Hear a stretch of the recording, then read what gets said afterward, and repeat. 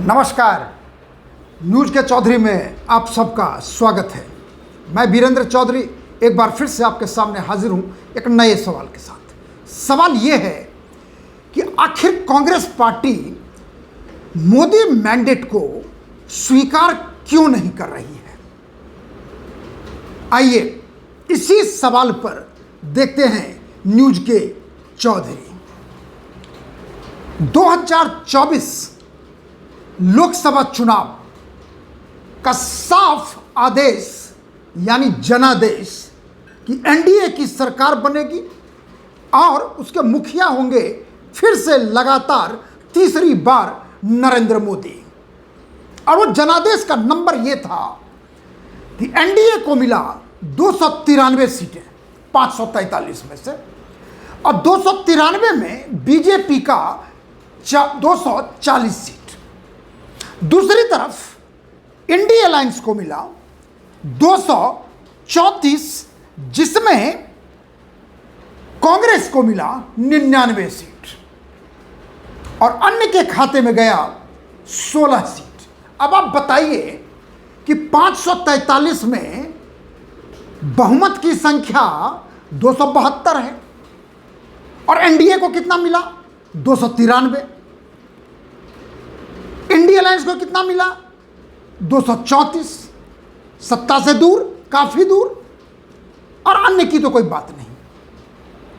लेकिन सवाल यह बार बार उठ रहा है कि बीजेपी 303 से 240 पे आई, यानी 63 सीटों का नुकसान हुआ, और एनडीए को 2019 के लोकसभा चुनाव में 351 सीटें थी, वो घट के 293 हुई।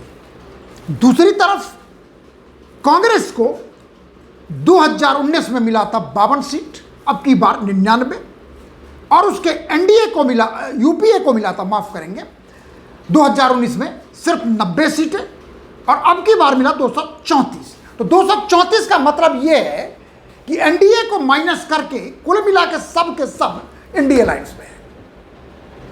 लेकिन सवाल यह उठता है कि एनडीए को 293 सीट, स्पष्ट जनादेश, स्पष्ट बहुमत, नरेंद्र मोदी प्रधानमंत्री बन चुके हैं, सरकार बन चुकी है, शपथ ग्रहण हो चुका है, लेकिन कांग्रेस पार्टी जिसको 52 से 99 पर पहुंची है, और इंडिया अलायंस 234, उनके स्वभाव, व्यवहार, राजनीतिक आचरण से ऐसा लगता है कि वो सत्ता में आ गए हैं और एनडीए अल्पमत में आ गई है। अब सवाल ये उठता है कि यदि 2019 2014 स्पष्ट बहुमत था बीजेपी का, अब की बार भी स्पष्ट बहुमत है एनडीए को, और यदि आपको मैं अंतर बताऊं कांग्रेस पार्टी और एनडीए और एनडीए में, तो आप नंबर के हिसाब से और भी साफ साफ समझेंगे। देखिए 2024 का लोकसभा चुनाव में बीजेपी को मिला 240 सीटें, और वोट कितना मिला 36.9। दूसरी तरफ कांग्रेस को कितना मिला 99 सीट, वोट कितना मिला 21.4। यानी बीजेपी को कांग्रेस से 141 सीट ज्यादा मिला, और वोट कितना ज्यादा मिला 15.5%। लेकिन कांग्रेस, अब बीजेपी के व्यवहार में देखिए, चाहे संसद में हो या संसद के बाहर हो। अब आप एनडीए और इंडिया अलायंस का देखिए, एनडीए को मिला 293, अब एनडीए को कितना मिला 234। कितना का फर्क है, यानी एनडीए को 100, यानी कि एनडीए को सोचिए एक तरह से 159 सीटों का 59 सीटों का बढ़त है। और यदि वोट प्रतिशत देखें तो एनडीए को मिला है 43.4 और इंडी को मिला है 36.7, यानी एनडीए को मिला है 6.7% वोट ज़्यादा। अब आप ये सोचिए, बीजेपी को सीट मिलता है 141 ज़्यादा कांग्रेस से, और एनडीए को सीट मिलता है 59 ज्यादा इंडिया अलायंस से, वोट मिलता है बीजेपी को 15.5% ज्यादा, एनडीए को मिलता है 6.7% ज्यादा। अब आप बताइए, आप सोचिए कि जनता का जनादेश किसके पक्ष में है, सत्ता का जनादेश किसके पक्ष में है? जिसके पक्ष में है उसकी सरकार बनी, जिसके पक्ष में है वो प्रधानमंत्री बने। इतिहास बना 1962 के चुनाव के बाद लगातार 3 बार प्रधानमंत्री बनना, सत्ता में आना, पंडित नेहरू के बाद उस रिकॉर्ड का नरेंद्र मोदी ने बराबरी किया। लेकिन समस्या यह है यहां पे कि कांग्रेस पार्टी को लगता है कि 52 से 99 का माने कि उनको सत्ता मिल गई है, और बीजेपी को 240 पे आ गया है, इसका मतलब है कि वो सत्ता से बाहर हो गई है। आज का मैं संसद के बाहर कार्ति चिदंबरम लोकसभा एमपी हैं, पी चिदंबरम के पुत्र हैं।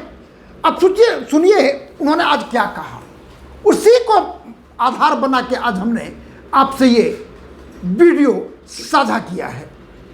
कार्ति चिदंबरम ने कहा, I think the BJP is misleading the mandate. BJP is misleading the mandate. The mandate is not for a free pass to the BJP. The mandate is to run government through consensus and the BJP is not respecting that. The BJP does not have a majority on its own.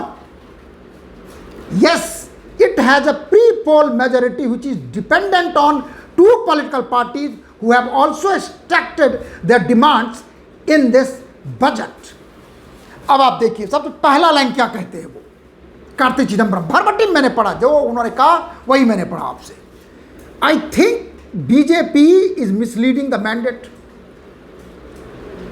The mandate is not for a free pass to the BJP. तो mandate किसको मिला है? ये कांग्रेस के MP कह रहे हैं, तो मैंडेट मिला है कांग्रेस को क्या? एनडीए कांग्रेस का है क्या? बीजेपी कांग्रेस का है क्या? अब फिर इस तरह का सवाल करना, मैं आपको 3 उदाहरण देता हूं, और तीनों उदाहरण कांग्रेस का देता हूं, पहले की सरकारों का देता हूं, और तीनों के तीनों गठबंधन की सरकार का देता हूं। 1991 राजीव गांधी की मौत हो गई थी टेरर अटैक में, और नरसिम्हा राव प्रधानमंत्री बने थे। आपको मैं याद कराऊंगा कि कांग्रेस को 244 सीटें मिली थी 1991 के लोकसभा चुनाव में, और बीजेपी को मिला था 120। और यदि उनके गठबंधन को भी जोड़ लें, नरसिम्हा राव के कांग्रेस का 244 और 11 सीटें थी AIADM के तमिलनाडु, और केरला कांग्रेस मनी 1 सीट, यानी 256 543 में। आपको याद होगा, नहीं याद होगा तो सुनिए, JMM ब्राइबरी कांड हुआ था नरसिम्हा राव के काल में, और उसमें इसी नंबर को लेके ये गड़बड़ी हुई थी, JMM के समर्थन को लेके, और JMM कांड हुआ, बहुत बड़ा बबेला मचा। और यदि कांग्रेस के 244 11 एक जोड़िए कितना होता है? 256। और नरसिम्हा राव की सरकार मेजॉरिटी नहीं था, बाहरी समर्थन था, उसमें घपला हुआ, लेकिन सरकार चली 96 तक। पहला उदाहरण ध्यान रखिएगा, कांग्रेस को कितना मिला था? 244। अभी बीजेपी को कितना मिला? 240। इनका अलायंस को कितना था? 256। बीजेपी के अलायंस को कितना? एनडीए को 293। फर्क देख लीजिए। नरसिम्हा राव का मेजॉरिटी तक नहीं था, कार्ति चिदंबरम को पता नहीं है, यदि नहीं पता तो उनको देखना चाहिए। दूसरा उदाहरण, 2004 में अटल बिहारी वाजपेयी हार जाते हैं।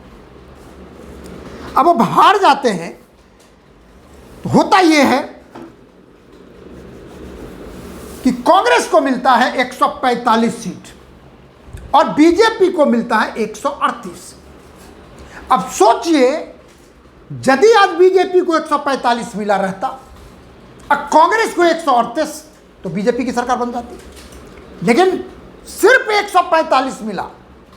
लेकिन यूपीए 1 की सरकार बनी, सोनिया गांधी हैं, मनमोहन सिंह प्रधानमंत्री बने यूपीए 1 के। और तो और यदि यूपीए 1 के टोटल नंबर को जोड़ेंगे तो जानते हैं कितना नंबर था? 225। मेजोरिटी मार्क कितना होता है? 272। मतलब 272 नंबर था मेजोरिटी का और यूपीए 1 को था 225। और अब बाहरी समर्थन से सरकार चला रहे थे। कभी उसने वो खींचा, कभी उसने खींचा, कभी उसने खींचा। और आप कहते हैं कि नरेंद्र मोदी को मैंडेट नहीं है। नरेंद्र मोदी को 293 का मैंडेट है। आपके मनमोहन सिंह को कितना मैंडेट था? 225 का। कार्ति चिदम्बरम जी या कांग्रेस पार्टी या राहुल गांधी के नंबर देखना चाहिए। तीसरा उदाहरण सुनिए, 2009 लोकसभा चुनाव का यूपीए 2 की सरकार बनी, यानी बीजेपी को मिला 116, कांग्रेस को मिला 206। और यदि आप देखेंगे यूपीए 2 में यूपीए को कितना मिला? सिर्फ 262। मेजोरिटी मार्क कितना था? 272। यानी 2009 में भी यूपीए को मेजोरिटी नहीं मिला था। तो अब बाहरी समर्थन से 2004 से लेकर 2009 तक सरकार चलाए। 2009 से शुरू किया बिना मेजोरिटी के बाहरी समर्थन से, 2014 तक सरकार चलाए 262 नंबर से। मोदी को कितना नंबर है? एनडीए को कितना है? 292। और आपको कितना मिला था? 262। और आपने 10 साल बिना मेजोरिटी मार्क के भारत में यूपीए 1 और 2 ने शासन किया। और आज कांग्रेस पार्टी बर्दाश्त नहीं कर पा रही है, स्वीकार नहीं कर पा रही है कि नरेंद्र मोदी को 303 से 240 पर आ गया तो मैंडेट नहीं है। एनडीए को 293 है तो वो मैंडेट राहुल गांधी को नहीं दिखाई दे रहा। लेकिन उन्हें देखना चाहिए 1951 का अपना मैंडेट, 91 का नरसिम्हा राव सरकार की। उन्हें देखना चाहिए 2004 मनमोहन सिंह सरकार का मैंडेट। 272 भी नहीं था, न नरसिम्हा राव जी को, न मनमोहन सिंह यूपीए 1 को, ना ही यूपीए 2 को। तो क्या वो मैंडेट नहीं था क्या? नरसिम्हा राव ने इतना बड़ा निर्णय लिया इकोनॉमिक लिबरलाइजेशन का, वो बिना मैंडेट का लिया। मनमोहन सिंह ने न्यू डील किया, बिना मैंडेट का किया। अलग बात है कि कांग्रेस के यूपीए 1 और यूपीए 2 में हजारों करोड़ का घपला हुआ, लूट मची थी। लेकिन जहां तक मैंडेट का सवाल है, मुझे आश्चर्य होता है कि कांग्रेस पार्टी किस बूते पर सवाल उठाती है एनडीए से, नरेंद्र मोदी से, क्यों आपके पास मैंडेट नहीं है। और इसलिए मेरा सवाल है कि आखिर कांग्रेस पार्टी मोदी मैंडेट को स्वीकार क्यों नहीं कर रही है? क्योंकि उन्हें तीसरी बार लगातार मोदी सरकार पच नहीं पा रहा है। क्योंकि एक और फैक्ट बताता हूं आपको कि 10 वर्ष से ज्यादा कांग्रेस सत्ता से बाहर कभी नहीं रही है। उन्हें चिंता है कि ये 99 तो बढ़ा है, लेकिन 99 का फेरा बड़ा ही खराब होता है। लूडो के खेल में 99 सीधे 0 पे आके रुक जाता है। बड़ा ही खतरनाक खेल है। और यदि ऐसा हुआ तो 15 साल लगातार कांग्रेस पार्टी सत्ता से बाहर रहेगी और यह अपने आप में एक और रिकॉर्ड बनेगा। लेकिन मैं बीजेपी के लिए भी कुछ कहना चाहता हूं। बीजेपी को 240 मिला है, कांग्रेस को 99 मिला है, एनडीए को 293 मिला है, एनडीए को 234 मिला है। यानी कांग्रेस पार्टी 99 सीट पाके ऑफेंसिव मोड में है, बीजेपी 240 पाके डिफेंसिव मोड में है। क्यों है ऐसा?